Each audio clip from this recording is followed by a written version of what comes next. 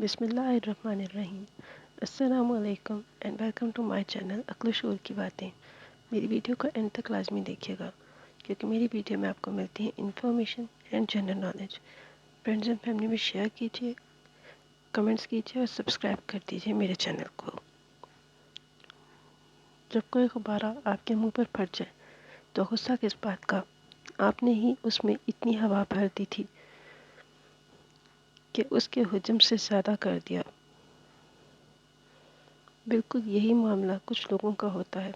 जब आप उनके हुज्म से बढ़कर सलूक करें, उनके कद से बढ़कर अता करें और जिस चीज़ के वो अहल नहीं वो एहसान उन पर करें, तो एक दिन आपके मुंह पर फट ही जाएंगे। अल्लाह हमें ऐसे कमज़ोर लोगों से बचाए, आमीन।